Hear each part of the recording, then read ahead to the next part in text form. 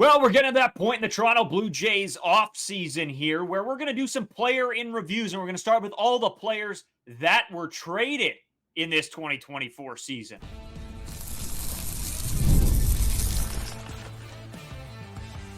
You are Locked On Blue Jays, your daily Toronto Blue Jays podcast. Part of the Locked On Podcast Network, your team every day.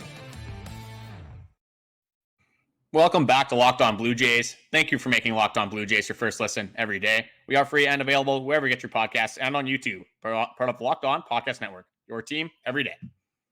Today's episode is brought to you by Prize Picks. Download the app today and use code LOCKEDONMLB to win $50 instantly when you play your first $5 lineup. Prize Picks. Run your game. As always, I'm Braden Iwasko. He's Carter First. You can find us on Twitter, Braden5Iwasko. Carter First, too, as well on Instagram and TikTok at Locked On Blue Jays as well. If you're new here on YouTube or you're listening anywhere else, make sure you go to YouTube, hit a subscribe button, helps us out, keeps us at the top of your page, and it'll let you know whenever we go live, if we have shorts, videos, whatever, you get notified about everything. Couple things for clarity's sake, first of all, the Discord is still alive.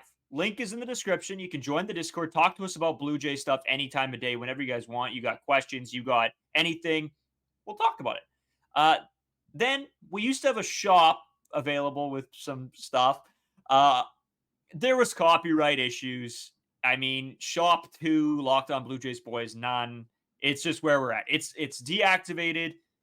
We'll try to get a new one going. Probably, I would say, for the start of the season next year when, we'll release more stuff and whatever, but we got to get around this copyright stuff. So we'll figure that out, I guess. Lots to get into today. Go ahead. Sorry, Carter. Unfortunately for us, we're not clothing designers, obviously. So, we're taking some L's, obviously, in this department, trying to get this shop up. We were teasing it a couple months ago, trying to get it up. Didn't work out the first time, so that's where we went 0 for 1. And then, this time the copyright kind of strikes us a little bit. Just had some issues internally with the merchandise we were putting out. We'll try. Again, we're kind of rethink. We got to retool as the Toronto Blue Jays are doing for this shop idea and kind of get back at you guys for what we're going to end up doing. But that's the unfortunate part. We lose the shop, but we still got the Discord. Obviously, still got our Twitters. Again, YouTube, TikTok. It will be still active on every other platform. It's just the shop will be taking a hit for the Locked On Blue Jays boys. Yeah, tough one. We'll have to do some trades, some retools. We'll figure it out. Maybe a rebuild. Who knows? In saying that, whoever's running that operation needs to be kicked out of there. So. Yeah, who's ever running the shop operation? Me. Anyways, so today we're talking about, everybody's year in reviews. We're in that time of the Blue Jays offseason where it's time to get into the year in reviews. And before we get into the active members of the Toronto Blue Jays going into 2025, we're going to look back on some players that are no longer with the team and guys that were traded at the deadline. We'll get into Yusei Kikuchi, Nate Pearson. We'll also take a look at how the MLB postseason is going, as we always do in the third segment. So if you want to stick around for that, get our opinions, takes, whatever on that, stick around till the third segment. Carter, let's get going. Yusei Kikuchi, my guy. This was the big trade. This is the one that's going to make all the difference. That really is the staple that everybody was so excited about when the trade deadline came around. And it was sad for us to see him go, for sure. But at the end of the day, I'll let you break the trade down. But it was really a good thing looking back for this Toronto Blue Jays team. Yeah, when we start the 2024 season, Yusei Kikuchi just came off of a year where he completely rebranded himself, restored his faith back in Toronto Blue Jays Nation, had an unbelievable year. We knew he was going to be an important part in the starting rotation for 2024, and boy, was he ever. A very fun guy to watch. Again, Toronto Blue Jays season doesn't go necessarily the way anyone expects. Maybe we should have been more inclined to realize what was going to happen this season. But again, we are here now. So the Toronto Blue Jays, they actually do cut their losses. They realize, hey, we don't have what it takes this year when you're a million games under 500. Again, it's kind of right in front of your face there. But they end up trading Yusei Kikuchi, which ends up getting them a pretty good return. And we've said this a million times on this podcast. We've went over the trade deadline before. This will probably be the last time we talk about Yusei Kikuchi in any sort of detail. So just a little bit of our last saving grace to Kikuchi. But with the return we got from Kikuchi, obviously didn't want to have to trade him in the situation. But when you were at where the Toronto Blue Jays were at, you had to get something back. So you go into this trade, Jake Bloss, who is the number 3 prospect for the Toronto Blue Jays. Then you get Joey Loperfido as well. And this throw-in at the time is what it seemed like. It was Will Wagner, a guy that I didn't know a lot about at the time, but as we've seen, had the most immediate impact on the Toronto Blue Jays. And this guy was penciled in at 18 on now Toronto Blue Jays top 30 prospects list. So when we look at the trade, when we look at the Yusei Kikuchi, again, that's not up for discussion. Yusei Kikuchi got us the most in return. So obviously we'll be very thankful for that trade piece that Yusei Kikuchi was. Let's kind of go into his season with the Toronto Blue Jays. Let's go into the 2024 short stint of Yusei Kikuchi's season representing the Toronto Blue Jays. Obviously, gets traded to the Houston Astros. I'll go into that after, how successful he was there. But going into Kikuchi's time with the Toronto Blue Jays in 2024, posted a 4.75 ERA over 22 games, 115.2 innings pitched, 130 strikeouts, a 1.34 whip, 10.1 Ks per nine, and a 2.3 walks per nine. Was one of the most effective starting pitchers on the Toronto Blue Jays. At that point, it really was only Jose Berrios that you could argue that was as effective as Yusei Kikuchi. He was one of the guys that at the end of the year was Bowden Francis. At the start of the year was Yusei Kikuchi. It was the start that you wanted to turn on the TV to watch and see what this guy could do. Nasty stuff, the slider, the fastball location, the velocity, everything about Yusei Kikuchi was unbelievable to watch. And we definitely missed his presence on the 2024 back half of this team, with him obviously getting traded to the Astros. But overall, trade, when you look at the trade, worked out very well for both sides. But it was definitely tough to see Yusei Kikuchi leave the Toronto Blue Jays after the resurgence that he had in 2023 with his team. Yeah, man. I remember looking back, 2022, everybody was super down on Yusei Kikuchi. Everybody was like, what's going on? What is this guy doing? 2023 comes around, and oh my goodness, what an explosion of a year. Going into 2024, I think we all had high expectations of him. I think we got what we expected out of Yusei Kikuchi, if not more. And at the end of the day, I think he'll be a good part of this Toronto Blue Jays sort of legacy, in the last few years, or at least with us, maybe since we started the podcast. But he's got a little bit of a special place with us, and I think a lot of fans, everybody really understood that he was just a very stable starter that could put up some massive games that you were maybe, he's the guy maybe that once in a while would have the highest ceiling because you'd just be like, oh my God, what has he done? So an electric season from Yusei Kikuchi. Loved what he did for the Toronto Blue Jays as a whole. And I mean, it's too bad he couldn't stick around, but man, the return for him again was so good. And I guess we'll get into sort of what he's done post trade as well, because he was very, very good for the Houston Astros. Yeah, for me, when you look at Yusei Kikuchi, obviously the return is so nice, but overall for me, just looking at the Yusei Kikuchi situation, he's kind of sucked how everything turned out. This is not a guy that I wanted to move on from, especially for what he was doing with the Toronto Blue Jays. You got the storyline, obviously a little bit of feelings emotionally getting involved as well.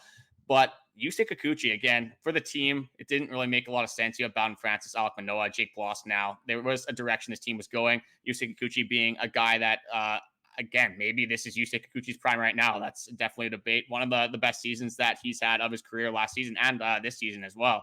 So, again, a guy that's aging. We've kind of done this saga before where maybe you don't necessarily want to re-sign guys that are aging. You want to make your team younger. So in that sense, didn't really work out for Kikuchi. But if things go right, Yusei Kikuchi could have made a playoff start for the Toronto Blue Jays. And I would have been, again, when you say in 2022, you're probably not excited about that. You don't even think that's in the realm of possibility. But if we would have made the playoffs in 2024, it would have been so fun to watch a Yusei Kikuchi start at the Rogers Center. Would have been absolutely electric scenes.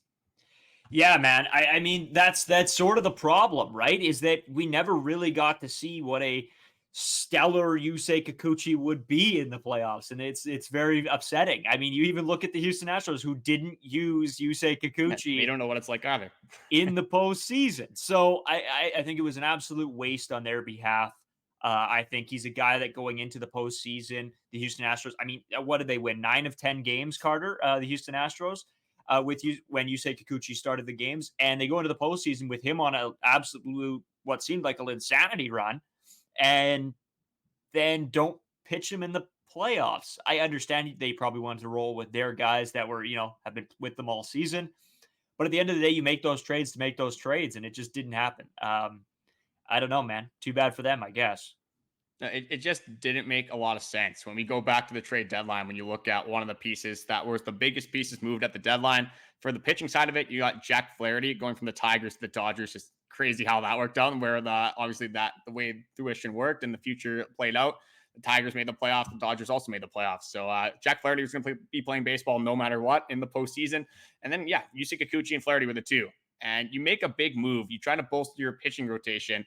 And you look at what he did with the Houston Astros, obviously Yusei Kikuchi, 2.7 ERA over 10 games, 60 innings pitched, 76 Ks, a .99 whip, 11.4 Ks per nine, and then 12.1 walks per nine. Like you said, they won 9 out of 10 games that Yusei Kikuchi started, the last one being the Mariners, where I believe they were already in the playoffs anyway. You're making a trade deadline. What is the whole point? Why are you getting an acquisition for? Yes, you want him in the back half of the stretch, and Yusei Kikuchi definitely performed in the back half of the stretch, but you want them to pitch in the playoffs. You want them to be there for the playoffs. You're buying at the deadline. You're at the Astros in their situation. I think everyone could have said that they were going to make the playoffs. Maybe you don't say that they're going to win the division, things like that, but they're going to be in the dance. It's crazy to me why you trade away so many assets at a trade deadline, and you have a player that pitched so well for your team, and you don't even give him a chance in the playoffs, and you get swept at 2-0, obviously. And you give Yusei Kikuchi the Toronto Blue Jays treatment in Houston, where he's definitely used to this, not winning a playoff game. So at the end of this, who really wins? Who really loses? The loser's Yusei Kikuchi, unfortunately, with how the situation played out. And the winner, I guess, would be the Toronto Blue Jays in a sense. But again, when you really look at it from the whole picture, you didn't make the playoffs. So do you really win? You get prospects. But at the end of the day, not really any winners from this trade. No, really not. I mean, yes, at the end of the day, I would be very upset if I was a Houston Astros fan and I see the piece that we acquired not be used in the playoffs, and you gave up 3 very good prospects who have already, 2 of them have already played in a major league game with the Toronto Blue Jays and shown promising stuff. And of course, I mean, we'll get into those guys and their year-end reviews as well going down the stretch. But as focusing on Yusei Kikuchi, I guess, Carter, to wrap this up, I think the only thing left to do is, as his season as a whole, with the expectations we had of him going in, how do you feel Yusei Kikuchi? Where does he rank? What's his letter grade if you had to give him one? So for the Houston Astros, I'm just going to, again, we're probably not going to do this for a lot of the players, but it has to be an A+ for what the Houston Astros got for Yusei Kikuchi. For his overall time in Toronto, 2022, I'm going to give you 2 separate letter grades. I'm going to give you 2024 and then just an overall Yusei Kikuchi time. 2022, watching Yusei Kikuchi, I wanted to absolutely pull my hair out when this guy was on the mound. It was one of those experiments that just went on way too long.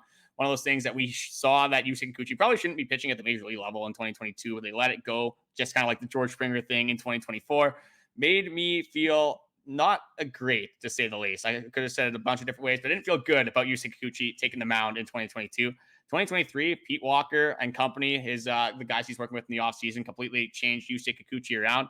And he was so fun to watch in 2023. One of the most, again, effective and fun players to watch in 2024. Overall, Toronto Blue Jays tenure, Yusei Kikuchi reviving his career. I got to give him an A. I'm going to give it, I'll say A-. I'll go to A- just because of his first year. But overall, Yusei Kikuchi, the experiment in Toronto, I loved it. I loved the Ross Atkins signing, a little bit of flowers to him. For 2024, one of the only things that, especially at the start of the season, that made you excited to watch Toronto Blue Jays baseball. When you look at the ERA, got a little bit inflated with the Toronto Blue Jays at 4.75. He struggled a little bit towards the trade deadline, which we thought might sink his value a little bit. Didn't end up happening, obviously. And boy, this is the reason why his value didn't sink, because you can see what Yusei Kikuchi does. But for the Toronto Blue Jays overall, just really saving my sanity in the season. So I'm going to give him a B+ for his Toronto Blue Jays effort. Yeah, Carter, for me this season, that's exactly where I was. I was at a B+ for Yusei Kikuchi. I think that he just was everything that you wanted from him and more. His season was very good. And you're right, at the start of that season when, oh my goodness, it looked like we were going through hell, Yusei Kikuchi was there still giving us some entertainment. So good on him. For his Blue Jays tenure, I'm going to have to go a B on that one. I sort of went the other way because that 2022 season was so bad. And I remember the feelings that I had being so frustrated watching him. And then, yes, he comes out and becomes one of my favorite Blue Jays of the past couple years. But in the start, it was so bad. So that's why it dropped it a little bit for me. But in the past 2 seasons, my goodness, he's earned every bit of praise that he's getting. You go back to 2023, though, when they took out Jose Berrios to give up the run. Yusei Kikuchi. I don't know. Maybe there's a narrative there. But how about you score more than 1 run in 2 games, Toronto Blue Jays? Let's go there. But the last thing I want to talk about with Yusei Kikuchi is the narrative at the trade deadline. It was Toronto Blue Jays fleeced. That was everyone, the Astros fans even saying it. Toronto Blue Jays fleeced the trade deadline. You look back at it now again, yes, that's a lot to give up for a starting pitcher. And Astros fans were absolutely livid at this trade deadline. You look at what Yusei Kikuchi did for your organization. Again, you didn't give him the opportunity to do that in the playoffs, but he did exactly what you asked for from a trade deadline piece at that point, if not more, with a 2.7 ERA, winning 9 out of 10 games that this guy started. Just props to Yusei Kikuchi, and a little bit of a shot, I guess, at Astros fans. Again, when you give up this much, it's kind of tough because everyone literally was on the same side. But if Yusei Kikuchi was getting so much slack at that point, I'm glad that he showed Astros fans what he was actually about. To be honest with you, Carter, I don't necessarily believe that it was a fleecing in that sense. I think everybody knows how good Yusei Kikuchi was, or they did end up being familiar with it. It's sort of, I don't think any of it was against Yusei Kikuchi. I just think for a player that doesn't have a contract with that team moving forward, is a rental, that was a lot to pay. And to me, it still is a fleece. No flack to Yusei Kikuchi whatsoever. But it still was a fleece. I mean, you get Jake Bloss, Will Wagner, and on top of all of that, Joey Loperfido. I mean, that is a lot of youth and a lot of good youth. I mean, we've already seen what Will Wagner can do. We haven't seen Jake Bloss at the major league level yet, but oh my goodness, I can't imagine when he comes in and starts chucking. So at the end of the day, I still fully believe it was a fleece. And now it makes it even worse because they didn't even use him in the playoffs. So. Yeah, I can't imagine he's going to re-sign with the Houston Astros. I don't think they're going to pay him whatever he's going to get on the open market, and they do have starters there. So it did seem like a rental off the rip when this trade was executed. But it was really just at Dana Brown, which is the Astros GM. Just a little bit of the Ross Atkins hate, which we've come accustomed to for the Toronto Blue Jays. But we do have another player that we want to get into, another player that was traded at this trade deadline. And then obviously we got to talk about the MLB postseason in the third segment. So we're going to take a short break and come to you guys with that stuff coming up. Today's episode is sponsored by Prize Picks. Prize Picks is the largest daily fantasy sports platform in North America. They're the easiest and most exciting way to play fantasy sports because it's just you against the numbers. Instead of battling thousands of other players, including pros and sharks, you can pick more than or less than on 2 to 6 player stat projections and watch the winnings roll in. So I got a couple of picks for this Thursday night. Obviously, we got MLB baseball, we have NFL football, and we got my Canucks playing as well. This is going to be a weird one. You guys probably have not heard this name, especially if you're not NFL fans, but Bub Means, the Saints receiving core is depleted to say the least. So I got Bub Means more than receiving yards. Then I also have Alvin Kamara more than receiving yards as well. Again, no receivers, going to be a lot of checkdowns. For our baseball, I just got Shohei Ohtani more than bases. A little bit of a cop-out one there. I went on the other game. I bet the Stars on this one. I bet Aaron Judge also more than bases as well. And then for my hockey, I just went with JT Miller more than half a goal. So more than he's got to score and at the end of the day. So download the app today and use code LOCKEDONMLB for first deposit matchup to $100. That's on Prize Picks. Use code LOCKEDONMLB for first deposit matchup to $100. Prize Picks. Run your game. All right, so we got our second guy. We decided to do obviously a very impactful piece, probably the biggest piece at the trade deadline, the biggest trade piece that we had. This one, not necessarily the same thing can be said, but this was once a guy that was highly touted in Toronto Blue Jays land, was one of the top prospects in the system, a guy that was a fireballer, was supposed to be one of the most effective pitchers for the Toronto Blue Jays, probably around this time is what the expectation was. That was Nate Pearson. Brandon, I'll throw it over to you to break this down. Yeah, of course. So Nate Pearson, I mean, I think we all know where he stands with Toronto Blue Jays fans. I don't necessarily believe that, he was one of the most loved players on this team by the fans or anything like that. But, he fit a role on this team. July 27th, obviously traded by the Toronto Blue Jays to the Chicago Cubs for Pimenjano. Is that how you say it, Carter?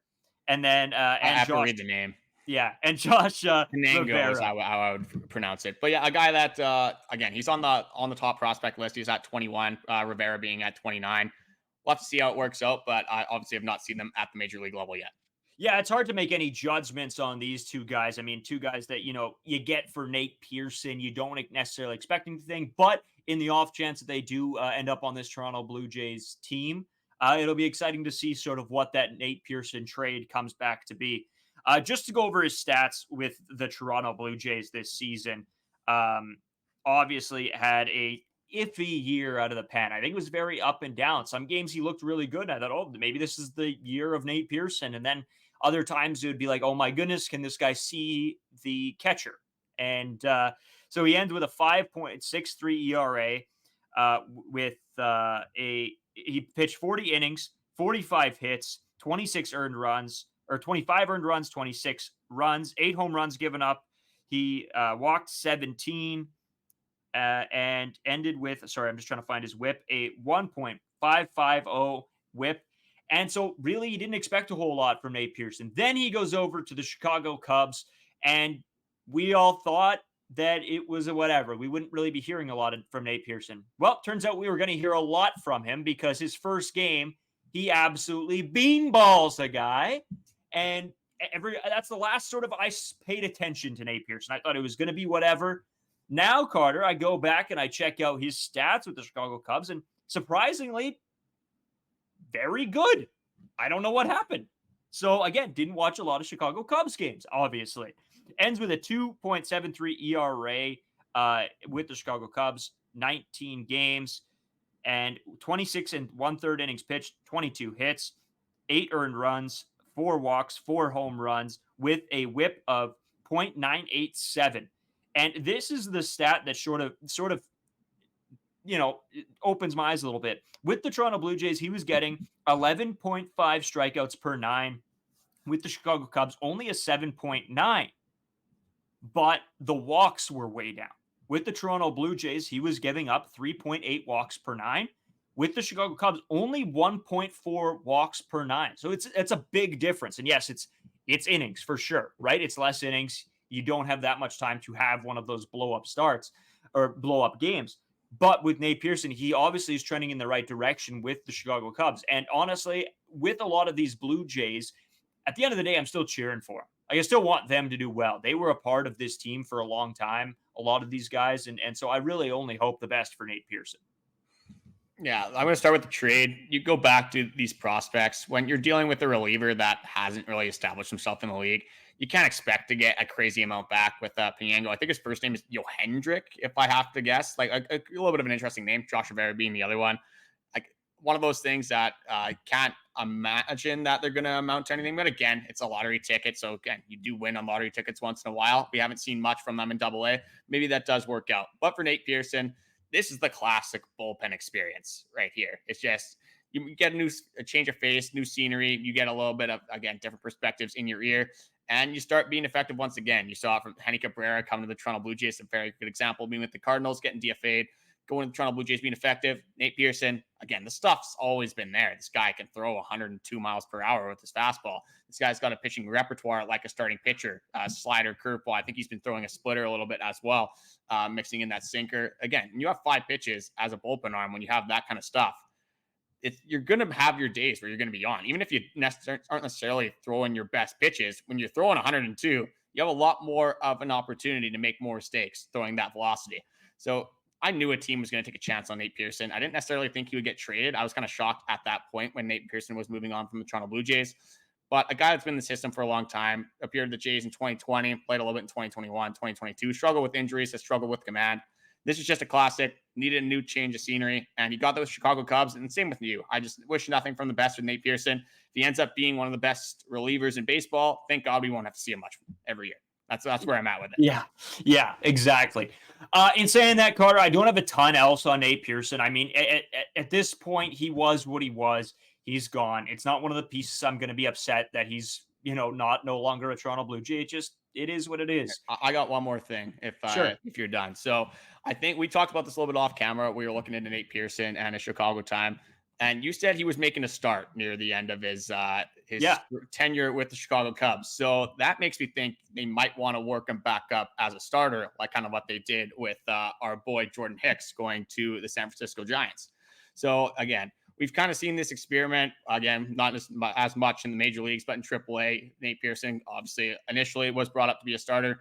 Do you see that being in the cards at all? Do you think it is sort of the similar experience as Hicks, or are they just kind of seeing what they have in their organization? I could see them in an off season taking a look, and maybe at the start of the year he gets the 5 slot or whatever to start the season. But I just don't necessarily know if he has it in him. I've seen enough of Nate Pearson. For me, I think I don't want to place too many judgments because I mean a lot can change. But right now, I don't necessarily believe it's fully in the cards for him. It comes down to the command for me. It's similar to Jordan Hicks. Is that it's the same inefficiency they both had. Is that they throw hard, but they walk a ton of batters. And the part of the Nate Pearson experience is that it's either his pitches are way off the plate or he finds himself along the middle of the plate fairly often. So it's, again, the home run ball, the hard contact. When you're floating in the middle of the plate against MLB talent players, doesn't matter if you're throwing 115 miles an hour, they're probably still going to be able to hit the baseball. So again, they'll probably try it. Like you said, they'll see what they got in the offseason. But overall, if I have to guess, Nate Pearson's probably going to be effective at some point in the league as a reliever. I don't really see it as much as a starter at this point. Yeah, so I guess to end it off here, Carter, looking back at 2024 with what we've seen from Nate Pearson, what's his letter grade for you? For the Toronto Blue Jays, the entire Toronto Blue Jays experience of Nate Pearson, I'm sorry, it has to be an F. Like with all the hype, the expectation, you never like the best you got from Nate Pearson is a 15 game stretch where he had like a 2.5 ERA, which again is nice in the moment, but that's not really what you want from a guy that was one of the highest touted prospects going back to like 2017, 2018. Not really had the experience for the Toronto Blue Jays. When you go back to just this season, when in terms of expectation, there wasn't really that much for Nate Pearson. Overall, he gets traded. You get some prospects back.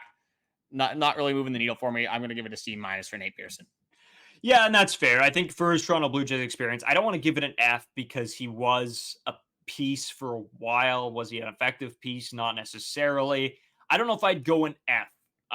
For me, I was never 100% in on the Nate Pearson hype as much as other people were. So I stuck him as a D. And for this past season, I've given him a D as well. It just sort of what I expected, maybe not even that. I was hoping for a little bit of a resurgence, nothing. So D, and that's all she wrote for Nate Pearson. Yeah, like he was okay at times. Like he had 10 game stretches where he was really good, but overwhelmingly with Nate Pearson, when you look at his overall career with Toronto, not very good. But we do have some postseason baseball to talk about. Again, we thought it'd be a little bit of a closer game, but we'll get into that in the third segment. Just going to take a short break and come to you guys with that.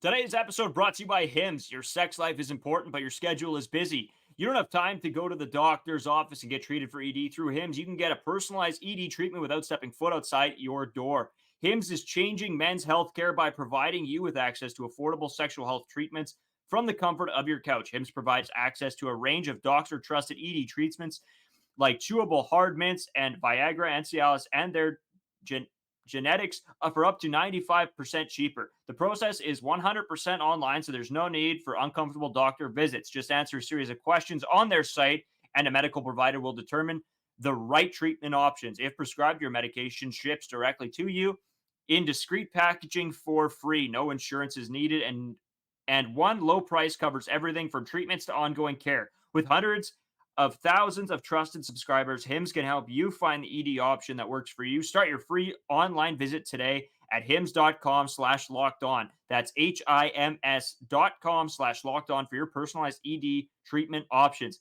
hims.com/lockedon.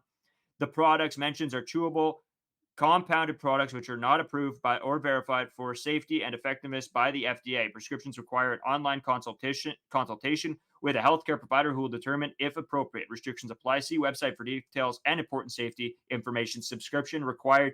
Price varies based on product subscription plans. So, dude, the MLB postseason, we're still cooking along here. The Dodgers lay a smackdown on the Mets last night, Carter. Oof. I'm going to tell you a little bit of a tidbit here from the Brittany Wasco world of sports gambling. I put a line on for the Dodgers -1.5 to cover the spread, and the Yankees -1.5 to cover the spread as well. So we're 1 for 1. We're just waiting to see what happens. Earn a little bit of cash in my pocket. I was about to place this bet. Now I'm just fuming.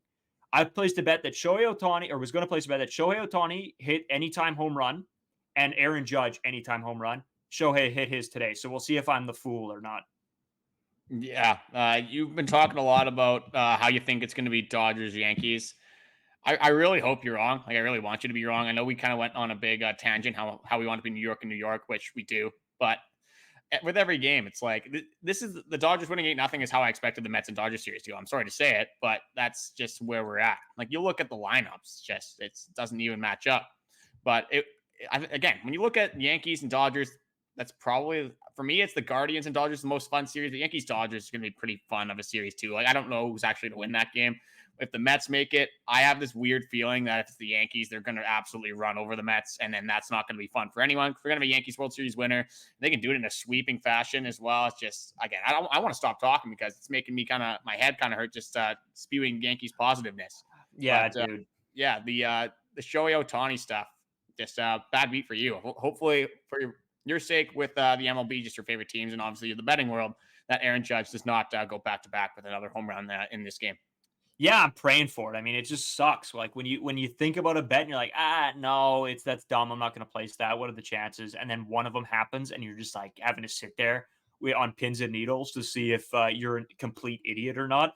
Oh, goodness. I'm shaking in my boots. But at least hopefully that, I don't know. Again, it's a double-edged sword. The Yankees don't win, I'm happy. The Yankees win, at least I earn some money. So whatever. I'm pretty much betting for them so that either way I'm not too upset, I guess. I don't know. And like I said before, with every single New York Yankees win, there's at least a 2% higher chance that he's going to the Yankees and a 2% lower chance that he's not going to the Toronto Blue Jays.